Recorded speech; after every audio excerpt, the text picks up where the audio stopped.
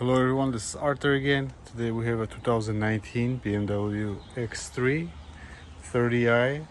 This is 4-cylinder version, and he had a leak from the radiator as well as upper radiator hose, and as you can see it has some leak here. The upper radiator hose is still on it. I'm going to remove it next. Just wanted to show a few pointers on a removal of a radiator because it can be a little bit confusing on this model, and I didn't really see any videos about it, so I wanted to point a few items that you need to do before you can pull it out.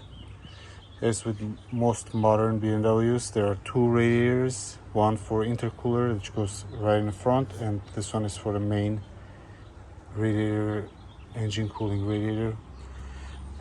Here's the intercooler radiator, and this one is fine, there's nothing wrong with it. I'm gonna put it back on.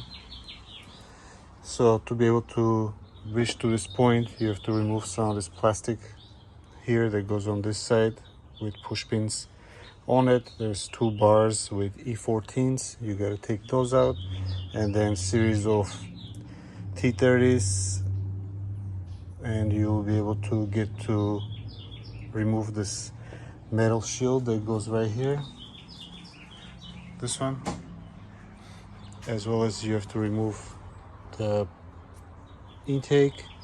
The easiest way I found is to remove from here and just unscrew the filter box instead of messing around with these connections over here and trying to rip these boots. And this one goes right on top, just unclips, a few clips from here. Then you have to remove the fan, which also has two clips that go over here, and it pulls right up, except you have to disconnect some of the hoses that go here. Just push them out, and then there is also a couple of them on the bottom. Then fan comes right out. So once you have done that, you gotta disconnect your hoses. Make sure you put a catch can to catch all your coolant, as well as disconnect the coolant hose that goes right here. This is for the intercooler radiator, as it's gonna have to be taken out to be able to pull this radiator out. There are two Torx 30s on the bottom of the radiator, right there and right there. I'll show you on the old radiator, and there's a kind of like a rubber mount which is secured to the radiator support, and you have to undo those, and once you undo that, the radiator actually starts moving around. You have to pull the intercooler radiator out first, up, and then you have to kind of separate from each other because there's a little bit of a couple of small clips here that hold to each other, and then there's two small clips you have to prime out, and this pops off from each other. And you have to remove the radiator up, the intercooler radiator, but this one you kind of lift it up a little bit, slightly, and then it goes down. It doesn't come up from here. You have to move it down from the bottom of the vehicle. You know, being able to do that, you're gonna have to have the car raised up pretty high on a lift or on jack stands, but pretty high to be able to pull it out that way.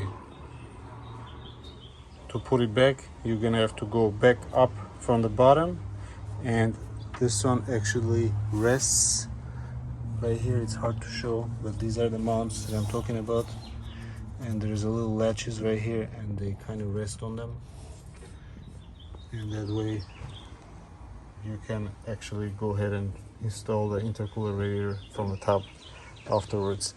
Now let me show you the old radiator. This one has been leaking for quite a while.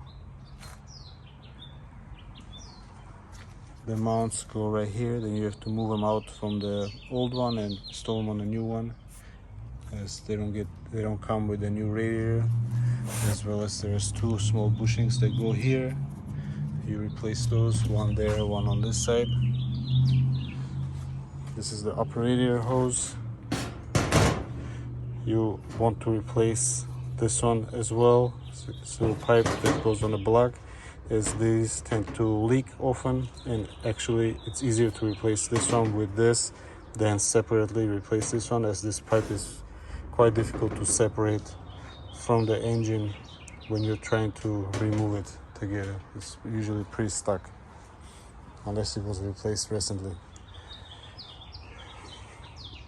To get to the pipe, you can either remove the intake manifold, or the way I usually do it is I use a borescope camera and I look at it and I go from here and I fish it through the bolts and I take it off instead of removing all this stuff. It takes about a little bit longer, I think. Not really longer, but a little bit more finessing to get those bolts out, but it's, for me, it's worth it instead of messing around with removing intake manifold and worrying about gaskets and stuff over there. Other than that, that's pretty much it. Just make sure you put everything back in, put in a coolant. This one takes the green BMW coolant. Make sure you mix it together and run it with the heater on, let it cycle, let the thermostat open, and then add a little more coolant, let it cool down, and then just check the fluid level, and that's it. Make sure you add fluid to both reservoirs, as this one is for the intercooler and it's going to be empty as well since you pulled the radiator out. Thank you for watching. Hopefully this video is helpful. Hopefully it's not too confusing, but I just wanted to show quick what it takes to get the radiator out. Thank you.